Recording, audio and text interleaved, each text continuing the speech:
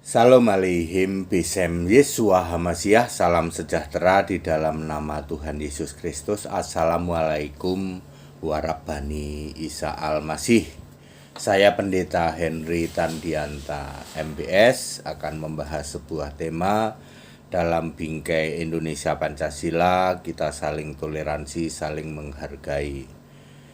Begini judulnya, saya diberi banyak data tapi tidak tertarik.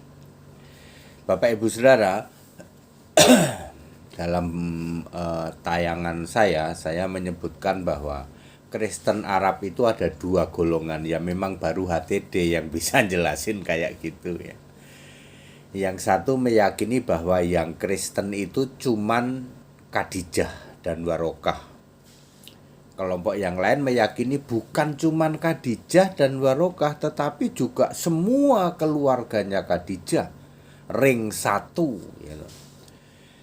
Nah, saya diberi data, betul Pak HTD, ring satu ternyata memang juga sama dengan Khadijah gitu ya. Itu tidak mengagetkan bagi saya dan saya tidak tertarik. Kenapa? Karena itu cuman data sejarah. Anda buka internet, lalu Anda juga membuka buku-buku ya loh. Jadi sumbernya dari internet dan dari buku-buku yang mengatakan bahwa saya tidak terkejut ya loh.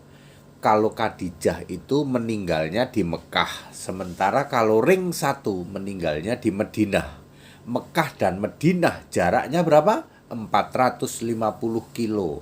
Jadi kalau Anda datang ke Mekah dalam rangka ibadah itu ya, karena ada ibadah, lalu Anda berkata, aku sudah lihat makamnya beliau. Makam beliau itu 450 km, itu kurang lebih Jakarta ke Purworejo lah. Ya, Jakarta ke Kebumen lah ya. Ya, atau ya Jakarta situlah, Jakarta Brebes lewat lagi lah ya. Ya. Hampir Semarang ya. Malah lebih Semarang ya.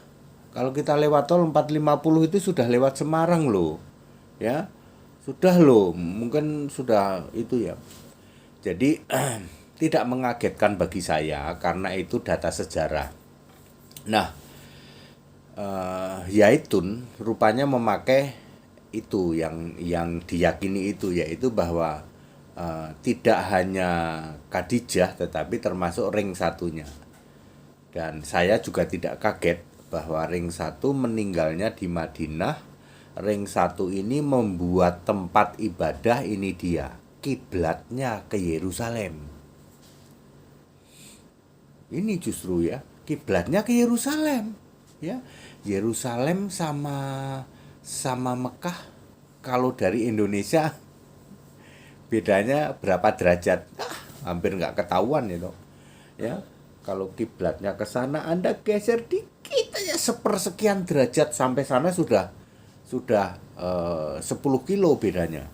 Ya. Ya, seperti itu ya. Jadi kiblat kalau dari Indonesia nih antara Mekah dengan Yerusalem hampir nggak ada beda. Diduga ya, yaitu kiblatnya Yerusalem. Ya, diduga lo ya. Ya, saya meyakini kiblatnya Yerusalem. Ya, setelah saya mendengar surah-surah yang dibaca di dalam ibadah Jumat, ya, semua mengarah ke Israel semua. Ya. Disebut-sebut apa? Setahu saya itu namanya surah Maryam ya. Ada yang menyebut tentang Bani Israel, kemudian tentang Maryam, kemudian tentang Isa, ya, seperti itu ya. Dan data-data yang diberikan kepada saya sifatnya ngambil dari Google dan ngambil dari buku-buku. Saya tidak kaget dan bagi saya kurang tertarik. Kenapa kurang tertarik? Saya cukup pakai Alkitab saja karena Alkitab juga sudah very clear menjelaskannya. Saya selalu memakai 1 Korintus 8 ayat 4, 5, 6. Di sana itu ada banyak Allah. Ya, bahwa Allah yang diyakini oleh Khadijah dan Allah yang diyakini oleh di luar Khadijah ternyata beda, dan bedanya bumi dan langit. Ya. Ya. Lalu data itu, di dalam data itu menyebutkan tentang Hubal, tentang dan sebagainya lah. Itu kan tidak ada di Alkitab. Jadi saya cukup pakai 1 Korintus 8 ayat 4, 5, dan 6. Bagi saya sudah very clear. Ya, tak terbantahkan, unbeatable, tidak bisa terkalahkan data itu daripada sekedar data sejarah. Ya seperti itu ya.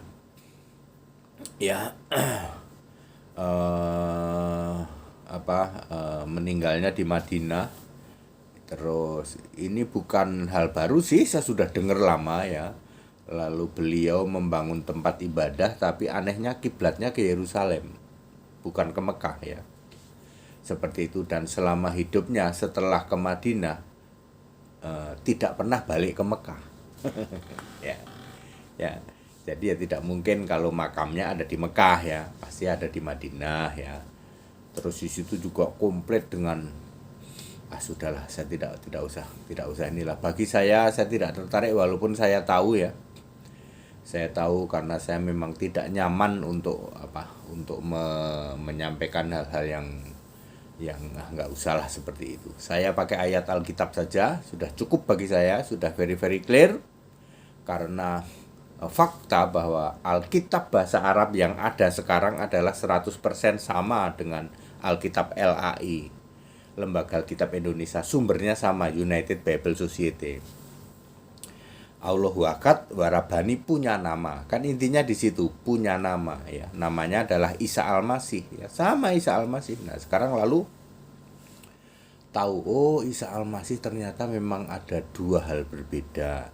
Kalau di Alkitab bahasa Arab itu Yesus, kalau yang di luar Alkitab bahasa Arab ya terserah sampean aja ya toh.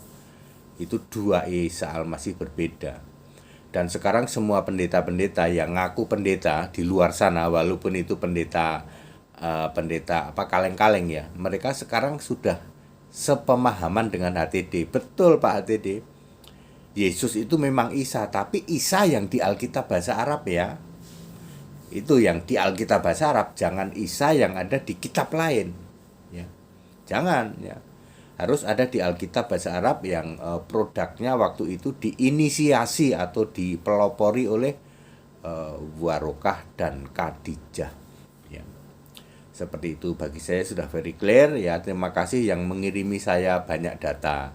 Tapi data-data itu tidak ada yang mengejutkan bagi saya, tidak ada yang mengejutkan ya. Mungkin yang tidak punya anak itu saja, itu yang perlu diperdebatkan ya, apakah betul tidak punya anak ya. Kan ada yang bilang anaknya 4, 5, 6, 7 gitu ya. Tapi data yang Anda sodorkan ke saya ternyata tidak punya anak ya. Ya itu perlu di-clearkan ya. Itu kan data-data sifatnya dari pengetahuan umum ya. Kalau saya pakai Alkitab saja. Kalau saya pakai Alkitab, ternyata nabi yang dipilih untuk tanah Arab adalah Warokah dan Khadijah. Yang milih nabi siapa? Yesus. Nah, itu tegasnya di sini. Yang memilih nabi adalah Yesus Isa Al-Masih. Hari ini apakah Yesus masih terus memilih nabi? Ya, 100% ya. Ya, sesuai dengan Efesus 4 ayat 11 ya. Dia yang memilih baik rasul, nabi, pemberita Injil, gembala dan pengajar. Pemberitaan Injil masih berlangsung sampai saat ini. Nabi-nabi masih dipilih oleh Yesus, Tuhan Allah itu. Dipilih jadi nabi tidak untuk mendirikan agama baru, tidak untuk mendirikan kitab baru, tetapi untuk menyampaikan penggenapan nubuatan yang belum terjadi. Salah satunya Yesaya 21 ayat 16 ya. Kemuliaan Kedar akan habis. Kalau dilacak kapan? 2850 Masehi, enggak lama lagi. Nubuatan ini harus disampaikan supaya orang tidak main klaim Kristen akan hancur, habis di seluruh dunia. Kebalik Pak ya, yang akan habis ayat Alkitab jelas mengatakan Kedar. Kedar itu mana? Arab, Pak. Ya, jadi Anda tidak usah membuat narasi pakai video-video diedit-edit seolah-olah nanti Kristen habis. Kebalik. Ya toh. Kebalik bola. Ya, itu yang disebut Yesus Allah memilih nabi-nabi, yaitu nabi-nabinya untuk menyatakan ini di tanah Arab sana. Ya, mungkin nanti ada untuk menyatakan itu, wahai Kedar, umat Kedar. Ya. Lalu kan linknya banyak itu. Yesaya 21 ayat 16 itu pasti nanti dia diberi hikmat ketemu linknya. Ini loh yang disebut Kedar itu ini. Nanti nasib Kedar akan habis ya toh. Kemuliaan Kedar akan habis, lalu Kedar gabung kemana? Arab itu gabung kemana nanti gitu. Terus mayoritas Arab itu keyakinannya apa? Itu pasti di itu nanti ya. Kalau Kristen ya abadi selamanya ya, Kristen itu ya. Seperti itu ya. Pasti nanti ada di sana juga ya. Ya, seperti itu ya. Gitu ya Bapak Ibu Saudara ya. Saya memang disodorin banyak data, tapi bagi saya tidak ada yang baru. Saya sudah tahu itu, sudah tahu lama. Dan saya tidak memakai data itu untuk verifikasi. Saya lebih baik pakai Alkitab, karena Alkitab sudah menulis dengan clear. Mau nanya apa? Mau nanya syahadat ada di Alkitab. Mau nanya apa? Mau nanya Allahu Ahad Warabani ada di Alkitab. Mau nanya nabi-nabi ada di Alkitab. Mau nanya apa? Penciptaan ada di Alkitab. Alkitab yang sekarang LAI pasti sama dengan Alkitab Arab karena sumbernya sama, United Bible Society. Ya. Seperti itu. Kita Indonesia, kita Pancasila. Toleransi harus, keberagaman wajib, disyukuri, bersahabat dengan beda iman itu bisa kalau toh dalam kehidupan sehari-hari kita mendapati kenyataan loh kok keimanan kita tidak sama, ya nggak apa-apa toh kita bisa hidup bersama-sama. Ayo saling menghargai, saling menghormati, jangan hujat, jangan caci maki. Salam Pancasila, merdeka dan Ganjaris. That's it.